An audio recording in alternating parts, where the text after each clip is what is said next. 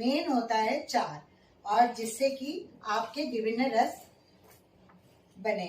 जैसे मेन रस चार क्या क्या हुआ? श्रृंगार, रौद्र, वीर तथा विभत्स।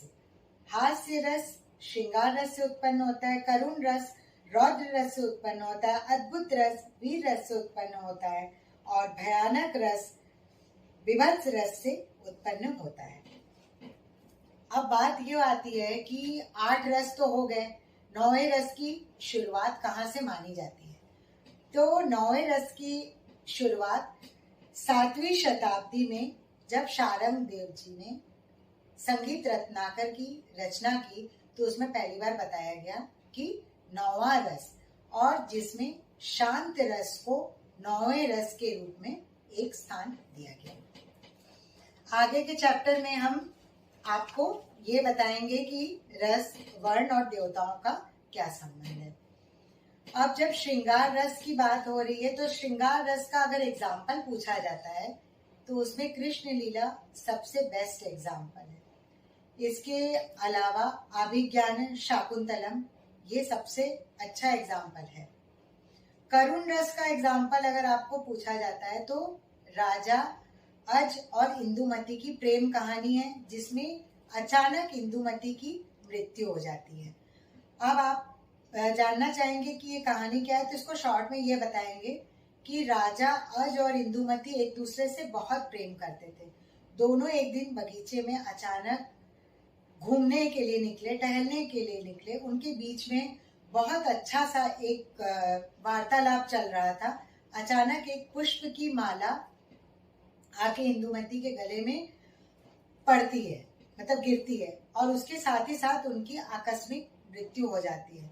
उस समय जो राजा अज का विलाप था वो करुण रस का सबसे मार्मिक उदाहरण माना जाता है। अब आ जाते हैं हम हास्य रस। तो हास्य रस में भी कई तरह से होता है। हास्य रस के 6 भेद माने जाते हैं, जिसको कि आप लिख लीजिए। स्मित मतलब मंद मंद मुस्काना, हसित मतलब मुस्कुराहट के साथ थोड़े से दांत दिखाना, विहसित मतलब हंसते समय जैसे हल्का सा एक साउंड निकलना। उसके बाद अवहसित मतलब हंसते समय आपका कंधा, ये हम लोग श्लोक में पढ़ते हैं, जैसे अट्टहास जिसको बोलते हैं, जैसे रावण की हंसी, दुर्योधन की हंसी, जिसमें जोर जोर से हंसते समय कंधा और सिर पूरा हिल रहा है, मतलब उसमें आप किसी का व्यंग भी मान सकते हैं। उस संदर्भ में ये नाट्य में प्रयोग होता है। उपहसित मतलब एक ऐसा कॉमिक सिचुएशन है जिसमें देखते हुए हमारे आंखों से पानी का निकलना, जिसको नाट्य शास्त्र के लैंग्वेज में कहते हैं कि अश्रु निकल जाना।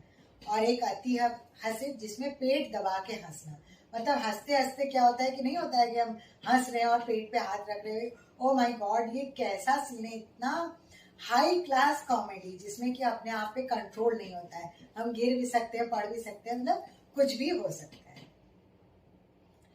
तो ये सारी चीजें हो गई कि भाव, अब रस और उसका स्थायी भाव, उसको हम आगे बढ़ते हुए उसको जानने की अब हम कोशिश करेंगे कि क्या होता है। अब आ जाते हैं सबसे इम्पोर्टेंट और इंटरेस्टिंग टॉपिक है रस सिद्धांत और उसकी निष्पत्ति। नाट्य शास्त्र के अनुसार रस आनंद का स्रोत है। भरत मुनि ये मानते हैं कि संगीत में रस की उत्पत्ति तब होती है जब उसमें लय, ताल, गीत, छंद, शब्द इन सब का यथोचित प्रयोग हो। और उनके रस सिद्धांत के अनुसार रस निष्पत्ति में ये बताया गया है कि रस की उत्पत्ति में 4 साधन होते हैं और उन 4 साधनों का प्रयोग करके हम रस की तरफ पहुंच सकते हैं अपने अंतिम लक्ष्य पे, जिसमें क्या क्या होता है? अभिनय, नृत्य, संगीत और गीत। यदि नाटक में रस का प्रयोग किया जा रहा है तो उसमें स्थायी भाव, विभाव, अनुभाव और संचारी भाव का प्रयोग किया जाता है। स्थायी भाव की डेफिनेशन एक छोटे से हम शब्दों में बताना चाहेंगे कि स्थायी भाव जो हमारे हृदय में परमानेंट रूप से रहते हैं, स्थायी रूप से विद्यमान रहते हैं। अब विभाव, जब विभाव की परिभाषा होती है तो उसमें सहारा जिसको बोला जाए, विभाव भी होते हैं, आलम्बन, उद्दीपन, ये सब हम मानते हैं। और संचारी भाव 33 तरह के होते हैं। जैसे पानी में हमने कुछ ईंटा वगैरह डाला तो उससे जो बबल्स उठते हैं उसको हम संचारी भाव कहते हैं। नाट्य शास्त्र के अनुसार रसों की संख्या और उनका स्थायी भाव 8 माना जाता है, परंतु विद्वानों में मतभेद होने के कारण यहाँ पर हम 9 रस और उनके स्थायी भाव की चर्चा करेंगे। श्रृंगार रस का स्थायी भाव रति है, हास्य रस का हास, वीर रस का उत्साह, अद्भुत रस का आश्चर्य, विभत्स रस का जुगुप्सा, भयानक रस का भय, रौद्र रस का क्रोध, करुण रस का शोक, शांत रस का स्थायी भाव शम या निर्वेद माना जाता है। साहित्य दर्पण की रस परिभाषा आचार्य भरत के नाट्यशास्त्र की उस कारिका पर आधारित है जिसमें कहा गया है कि विभाव, अनुभाव और व्यभिचारी भावों के संयोग से रस निष्पत्ति होती है।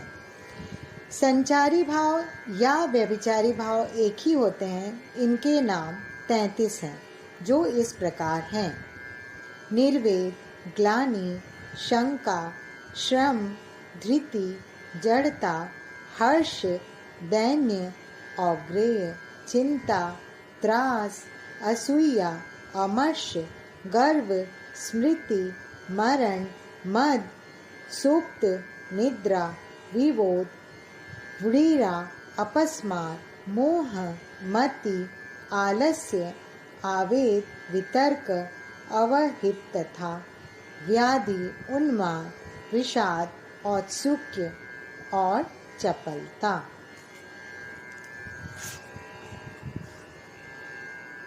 और अनुभव की डेफिनेशन थोड़ी सी डिफिकल्ट है। जैसे मान लीजिए श्रृंगार रस में रति आदि जो प्रसंग है उसमें फेशियल एक्सप्रेशन जैसे आईब्रोज, आईज, लिप्स, इनके द्वारा जो एक सूचना देते हैं, थोड़ा इंडिकेशन देते हैं, उसको अनुभव कहा जाता है। अब ये तो हो गया 4 हिस्सा। अब वृत्तियों का, रस में क्या कंट्रीब्यूशन है, उन दोनों का आपस में क्या तालमेल है, ये जानना बहुत इंपॉर्टेंट है, क्योंकि वृत्तियों के बारे में पहले भी बात हुई है नेट के एग्जाम्स में और एमपीए के एग्जाम्स में। वृत्तियों का पूरा एक चैप्टर है जिसमें कि पढ़ाया भी जाएगा और एमपीए के सेमेस्टर एग्जाम्स में पूछे जाते हैं। अभिनयों में भावों तथा रसों का प्रयोग करते समय वृत्तियों का प्रयोग किया जाता है। इन्हें जननी भी कहा जाता है और इनसे एक जाति का बोध होता है। ये नाट्य की इसे जाति मतलब विशेष कैटेगरी में वृत्तियों के अंतर्गत इसे डिवाइड किया गया है। वृत्ति मैंने पहले भी बताया, ये 4 प्रकार के होते हैं जिनका नाम आप नोट कर लीजिए: कैशिकी, सात्वती, आर्यभट्टी, भारती। कैशिकी वृत्ति में जो फीमेल कैरेक्टर है उनसे रिलेटेड चीजों को किया जाता है। इसके अलावा आर्यभट्टी वृत्ति में जिसमें रहस्य, मायाजाल, प्रपंच, जादू, टोना इत्यादि। भारतीय वृत्ति इसमें संस्कृति, बहुल के बारे में चर्चा की जाती है और सात्वती वृत्ति में मानसिक भावों को व्यक्त किया जाता है, उसका वर्णन किया जाता है। भरत मुनि ने वीर रस के संदर्भ में 4 प्रकार के भेद किए हैं। जैसे उनका कहना है कि वीर रस का जब एग्जाम्पल देते हैं तो वीर रस 4 प्रकार का होता है। कौन कौन से होते हैं उनके नाम नोट कर लीजिए, क्योंकि ये पूछे जाते हैं। धर्मवीर, युद्धवीर, दानवीर और दयावीर। अब हम रस निष्पत्ति के सिद्धांत पे आ जाते हैं। रस निष्पत्ति का सिद्धांत भरत मुनि के अलावा अन्य विद्वानों ने भी अपने अपने ढंग से दिया है, जिनमें सबसे इम्पोर्टेंट जिनका है 4 लोगों का, उनके बारे में हम छोटी छोटी डेफिनेशन आपको पढ़ के सुनाएंगे कि उन्होंने कैसे इसको एक्सप्लेन किया। इनके विचारों में काफी मतभेद है, और जिसमें सबसे पहले पूछा जाता है उत्पत्तिवाद किनका सिद्धांत है, तो भट्ट लोलट का। और इस उत्पत्तिवाद के सिद्धांत को स्थायी भाव पचयवाद भी कहा जाता है। इसके बाद हम चले आते हैं भट्ट शंकुक का अनुमितिवाद। उनके अनुसार अनुमान के आधार पर रस की उत्पत्ति होती है। फिर आ जाता है भट्ट नायक का भुक्तिवाद, और फिर आखिरी में अभिनव गुप्त का अभिव्यक्तिवाद। अब डेफिनेशन मैं पढ़ के सुनाऊंगी, क्योंकि ये उनकी लैंग्वेज में है। इसे आप अपनी लैंग्वेज में लिखने की कोशिश जरूर करिए, लेकिन उन्होंने जो लिखा है उसको भी आप एक बार सुन लीजिए और उसके अकॉर्डिंग अपना प्रेजेंटेशन तैयार करिए। ये जो स्थायी भाव पचयवाद कहा जाता है, इसमें उनका कहना क्या है कि रस की निष्पत्ति में विभाव, अनुभाव तथा संचारी भाव के योग से रस की उत्पत्ति होती है, परंतु ये भाव एक न होकर 3 प्रकार से उत्पादन की क्षमता रखते हैं। विभाव के द्वारा रस उत्पन्न होता है, अनुभव के द्वारा रस को फील किया जाता है, मतलब उसकी प्रतीति होती है। संचारी भाव के द्वारा रस पुष्ट होता है, मतलब और वो परफेक्ट, प्योर, पुष्ट, मतलब जिसको कहा जाए कि वो मतलब बढ़ता जाता है, इंक्रीज होता है और सॉलिड होता है।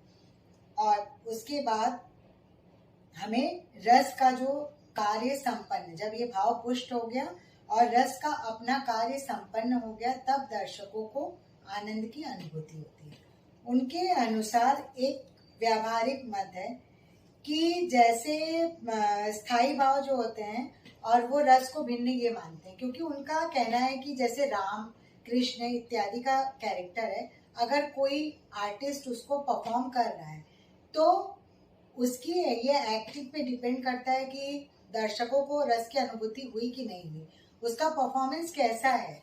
ये जरूरी नहीं कि हर कोई उस कैरेक्टर में डूब के, उनका मत एकदम व्यवहारिक है कि कोई जरूरी नहीं कि वो एकदम पूरी तरीके से डूब रहा है तो दर्शक को रस की अनुभूति हो ही रही है, नहीं भी हो सकती है। उसके विपरीत अब हम चले आते हैं भट्ट शंकु। उनका कहना है कि जहां जहां पे धूम है वहां पे पर्वत का आभास है। ये हम सिर्फ अनुमान के आधार पे कह सकते हैं। अब उनके लैंग्वेज में इसका आप सुनिए क्या लिखते हैं। उन्होंने, शंकुक ने उत्पत्तिवाद के विरुद्ध में टीका लिखकर अनुमितिवाद या रसानुकरण की व्याख्या की है। उनके अनुसार विभाव आदि अनुमापक और रस अनुमाप्य, ये उनकी लैंग्वेज है। जिस प्रकार धूम की सत्ता होने पर पर्वत वही मान है, ऐसा इसलिए माना जाता है क्योंकि उनका कहना है कि जब किसी का कैरेक्टर, जैसे राम, कृष्ण, सीता, दुर्योधन, कोई भी कैरेक्टर हो, उस समय दर्शक जो देख रहे हैं उस कैरेक्टर को, उनका ना तो ये रियल होता है ना तो ये अनुमान होता है। इसे चित्र तुरंग कहा जाता है। चित्र तुरंग मतलब जो सामने दिख रहा है, जो इमेज देख रहा है, उसको देख के दर्शक अपने आप से अनुमान लगा लेते हैं कि राम ऐसे होंगे, कृष्ण ऐसे होंगे, तो इसलिए उनका ये डेफिनेशन है। अब तीसरा आ जाते हैं भट्ट नायक का भुक्तिवाद। भट्ट नायक के लैंग्वेज में क्या लिखा हुआ है, उनका लिखा हुआ है कि रस की प्रतीति, उत्पत्ति या अनुमति का वो समीक्षा करते हुए वो इनका निषेध करते हैं। वे किसका निषेध करते हैं? वो जो पूर्व विद्वान जिन्होंने प्रतीति, उत्पत्ति या अनुमिति के आधार पर रस की व्याख्या की है, उसका वो निषेध कर रहे हैं। ये तीनों वर्ड ध्यान में रखने लायक चीज है, क्योंकि उनका कहना है कि रस जो है वो न तो पात्र निष्ठ होता है, न परागत होता है, और प्रेक्षकों को रसास्वादन होगा कि नहीं होगा ये कहा नहीं जा सकता है, क्योंकि हर बार प्रेक्षक आनंद नहीं फील करते हैं। जैसे कोई दुख का नाटक चल रहा हो तो दर्शक रोएंगे ना, उसमें वो हंसेंगे तो नहीं। तो ये कैरेक्टर सेट है कि आप कॉमेडी सीरियल देखेंगे तो हंसेंगे, अगर आप सैड सीन देखेंगे तो रोएंगे। तो ये उनका अपना ओपिनियन है। इसके साथ उनका कहना क्या है, उन्होंने एक चीज को ऐड किया है भट्टनायक ने। उनका कहना है कि भुक्तिवाद जो होता है उसको त्रिविध व्यापार भी माना जाता है, क्योंकि त्रिविध व्यापार में भावकत्व का अर्थ होता है साधारण रूप से महसूस करना या साधारणीकरण, और इसके अलावा व्यापार के दो और रूप माने जाते हैं, भावकत्व एक हुआ और भोजकत्व दूसरा। जैसे काव्य में अविधा व्यापार माना जाता है, उसी तरह से रस में उन्होंने भावकत्व और भोजकत्व को व्यापार माना हुआ है। एंड में चले आते हैं अभिनव गुप्त का अभिव्यक्तिवाद। उनके अनुसार रस सिद्धांत ध्वनि पर आधारित है, जिसमें अभिधा, लक्षणा और व्यंजना मुख्य रूप से माना जाता है। इनका रस सिद्धांत कश्मीरी शैव सिद्धांत पर आधारित है। ध्वनि भेद के आधार पर रस की निष्पत्ति व अभिव्यक्ति होती है। काव्य के द्वारा रस को लिया गया है। काव्य शास्त्र आजीविका है। कला के आस्वादन के समय व्यक्ति निजी भावों तथा चिंताओं से मुक्त पा लेता है, इसलिए कलाकार के भावों को निजी समझता है, उसमें खो जाता है, और ये अभिव्यक्ति की रसानुभूति है। दर्शक और कलाकारों में कोई दूरी नहीं रहती है, दोनों की स्थिति तादाद में रहती है। रस भाव नाट्य के तत्व हैं, सत्व गुण नाट्य के प्रमुख है, रजो तथा तमोगुण दब जाते हैं। मतलब ये हमने उनके लैंग्वेज को पढ़ के बताया, मतलब उन्होंने बुक में जो लिखा है ये उनका लैंग्वेज है। उनका लैंग्वेज सेम वही लैंग्वेज है जो हम नॉर्मल रूप से समझते हैं। मतलब मॉरल ऑफ द स्टोरी ये हुआ कि स्टेज पे जिस तरह का परफॉर्मेंस है उस तरह के हमारे इमोशंस आएंगे। अगर आप कॉमेडी देख रहे हैं कॉमेडी, ट्रेजेडी देख रहे हैं ट्रेजेडी, युद्ध का सीन देख रहे हैं, जैसे भयानक रस का सबसे बेस्ट एग्जाम्पल है कलिंग का युद्ध। मतलब उसका दृश्य इतना भयानक था जिसको कि सम्राट अशोक देख के इतने ज्यादा प्रभावित हुए कि उन्होंने बौद्ध धर्म को अपना लिया और उन्होंने सारी चीजों से त्याग कर दिया, अपने सांसारिक मोह माया। तो कहने का ये मतलब है कि एक्टर, एक्ट्रेस, डांसर जो भी है वो अपने हिसाब से बहुत अच्छी तरीके से प्रेजेंटेशन देते हैं। अब दर्शक उसमें डूबते हैं कि नहीं डूबते हैं, उनका ध्यान कहाँ है नहीं है, वो किस तरह की चीजें महसूस कर रहे हैं, उनकी फीलिंग्स क्या आ रही है, ये दर्शकों के मूड पे भी डिपेंड करता है कि वो अपनी कैसी मानसिक स्थिति को लेके स्टेज परफॉर्मेंस देख रहे हैं, उनका मूड कैसा है, उनका मूड स्विंग हो रहा है कि नहीं हो रहा है, ये उन पे डिपेंड करता है। मतलब अगर आप पॉजिटिव एटीट्यूड को लेके किसी चीज को देखते हैं तो आपको हर चीज में पॉजिटिविटी नजर आएगी, और अगर आप नेगेटिविटी को लेके किसी चीज को देखते हैं तो आपको हर चीज में नेगेटिविटी नजर आएगी, आपको उसमें अच्छा चीज कुछ भी नजर नहीं आएगा। तो प्लीज आप इस बड़े वीडियो को देखिए, क्योंकि वीडियो की लेंथ मैं जानती हूँ बहुत, यह है ब्रीफ इंट्रोडक्शन, लेकिन इसमें वही चीजें हैं जो आपके सिलेबस में दी हुई हैं। नेट के, बीपीए और एमपीए के सिलेबस को ध्यान में रखते हुए ये वीडियो बनाया गया है। प्लीज वीडियो की लेंथ को देख के इसको स्किप मत करिएगा, क्योंकि अगर आप स्किप करेंगे तो इसमें सारी इंपॉर्टेंट चीजें छूट जाएंगी। और रस से रिलेटेड 6 क्वेश्चन, 5 क्वेश्चन एग्जाम में पूछे जाते हैं। आप नेट के प्रीवियस ईयर्स के जितने भी क्वेश्चन पेपर हैं उठा के आप देख लीजिए, ये सबसे इम्पोर्टेंट चैप्टर है। आगे की वीडियो में बहुत सारी और इंटरेस्टिंग चीजें ऐड होने वाली है। कितने लोगों ने तोड़े मंगलम के ताल को देखा, प्रैक्टिस किया, कमेंट सेक्शन में बताते रहिए, और चैनल को बार बार मैं सब्सक्राइब करिए। इसलिए बोलती हूँ क्योंकि अगर आप सब्सक्राइब नहीं करेंगे तो कोई एग्जाम रिलेटेड इम्पोर्टेंट वीडियो आएगा तो उसका नोटिफिकेशन आपको पता नहीं चलेगा।